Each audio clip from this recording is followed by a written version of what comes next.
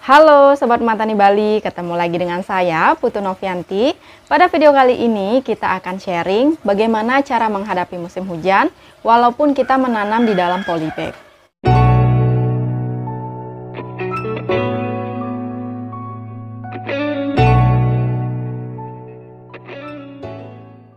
Tapi sebelum lanjut, jangan lupa diklik tulisan subscribe, nyalakan lonceng, dan aktifkan notifikasi di HP teman-teman.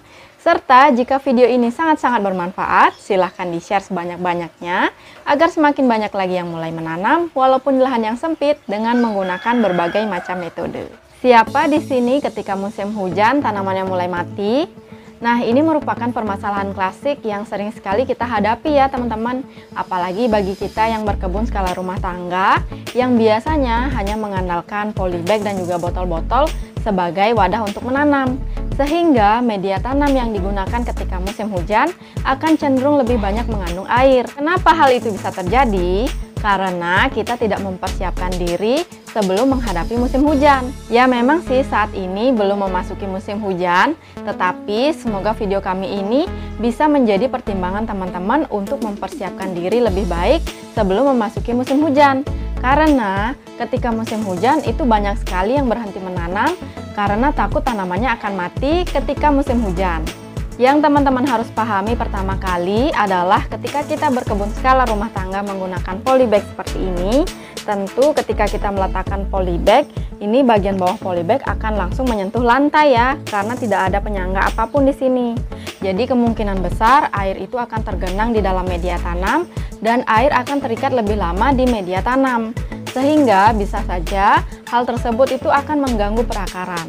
Nah teman-teman harus ingat ya, ketika kita berkebun secara organik, media tanam yang baik tentu akan membantu perakaran. Dan perakaran yang baik tentu akan mencerminkan bagaimana tanaman yang kita tanam itu tumbuh dengan baik. Nah, ketika media tanam mengandung banyak sekali air, tentu itu akan mempengaruhi perakaran. Apalagi misalnya kita menanam tanaman yang sensitif terhadap kelembaban tertentu. Ada beberapa tips yang bisa dijadikan sebagai referensi sebelum kita akan menghadapi musim hujan, terutama untuk teman-teman yang menanam menggunakan polybag. Kunci pertama agar siap menghadapi musim hujan adalah mempersiapkan media tanam yang baik dan ramah untuk tanaman. Nah, sebenarnya ada beberapa komposisi dan juga cara-cara untuk membuat media tanam yang baik. Tetapi pada video kali ini kami hanya menyampaikan sedikit tips untuk media tanam. Kalau kami di sini, kami biasanya menggunakan campuran media tanam berupa kompos. Nah, kompos ini juga kami olah sendiri dan teman-teman sudah bisa cek di video sebelumnya bagaimana kami mengolah kompos di rumah. Terus juga ada pupuk kandang. Nah, pupuk kandang ini juga sudah pernah kami sharing sebelumnya dan kita olah sendiri di rumah. Kemudian juga ada sekam bakar. Nah, kalau misalnya teman-teman belum bisa membuat sekam bakar di rumah, teman-teman bisa menggunakan atau membuat sekam fermentasi. Nah, caranya juga sudah pernah kami sharing di video sebelumnya ya teman-teman. Biasanya kalau hanya menggunakan media tanam berupa tanah, nah ketika musimnya sangat panas seperti ini, itu media tanam akan menjadi sangat kering. Dan ketika musim hujan, nah media tanam itu akan sangat basah. Jadi di sini kami menggunakan beberapa komposisi untuk membuat media tanam yang baik teman-teman. Tapi teman-teman tidak boleh melupakan tanah ya, karena kita tetap menggunakan tanah, tapi tentu dengan komposisi yang berbeda. Apalagi misalnya ketika pembuatan kompos itu teman-teman sudah sempat menambahkan tanah untuk menjaga kestabilan dari kompos itu sendiri. Nah, dengan komposisi media tanam yang baik, tentu kita sudah siap untuk menghadapi musim hujan. Jangan khawatir ya teman-teman, bagi yang berkebun skala rumah tangga di lahan yang terbatas, semua bahan-bahan yang teman-teman perlukan di dalam berkebun di rumah, itu teman-teman bisa olah sendiri. Dan semoga video-video kami selalu bisa menjadi referensi untuk teman-teman. Yang kedua adalah, selain kita menyiapkan media tanam yang baik, kita juga harus memperhatikan bagaimana cara kita memasukkan media tanam. Nah, kita tidak bisa sembarangan memasukkan media tanam ke dalam polybag, teman-teman. Jadi, kalau kami di sini, kami selalu memberikan alas berupa sabut kelapa yang dipotong-potong seperti ini. Agak besar pun tidak apa-apa ya, teman-teman. Kalau misalnya teman-teman tidak ada sabut kelapa, teman-teman bisa menggunakan pecahan batu bata. Nah, ini sebenarnya bisa dipotong lebih kecil lagi ya, teman-teman. Selain itu, teman-teman juga bisa menggunakan pecahan genteng seperti ini, ataupun misalnya teman-teman bisa menggunakan batu split yang ukurannya lebih besar. Dan itu teman-teman bisa jadikan sebagai alas untuk media tanam. Nah, saya contohkan sedikit ya teman-teman. Jadi sabut kelapa yang sudah dipotong-potong ini kita cuci bersih terlebih dahulu agar sudah tidak mengandung zat tanin lagi. Nah, seperti ini. Ini diletakkan. Nah, seperti ini ya teman-teman, tidak terlalu banyak dan tidak terlalu sedikit. Barulah kita masukkan media tanam yang sudah kita siapkan di sini. Nah, teman-teman, dengan memberikan alas pada media tanam, baik itu berupa sabut kelapa yang dipotong-potong, pecahan batu bata, pecahan genteng ataupun batu split, itu tentu tujuannya untuk membantu drainase pada media tanam, teman-teman. Nah, kenapa di sini kami memilih sabut kelapa yang sudah kami potong besar-besar? Karena dengan menggunakan sabut kelapa, kita sudah mendapatkan dua keuntungan sekaligus, teman-teman. Jadi, ketika musim panas, sabut kelapa ini bisa menjadi sumber air karena seperti yang kita tahu, sabut kelapa itu sangat bagus sekali dalam pengikatan air, dan ketika musim hujan, sabut kelapa itu bisa membantu drainase agar media tanam tidak tergenang oleh air. Yang ketiga adalah posisi meletakkan tanaman. Nah, ketika kami menanam menggunakan polybag, kami selalu menambahkan penyangga di bawah polybag, teman-teman. Jadi kami menambahkan kayu yang kami rangkai seperti ini. Tentu tujuannya untuk memberikan ruang antara lantai dan juga di bawah polybag. Karena seperti yang kami sampaikan di awal, itu polybag itu tidak ada penyangganya sama sekali ya teman-teman. Setelah kita menyiapkan media tanam yang baik, terus juga kita menambahkan alas di media tanam.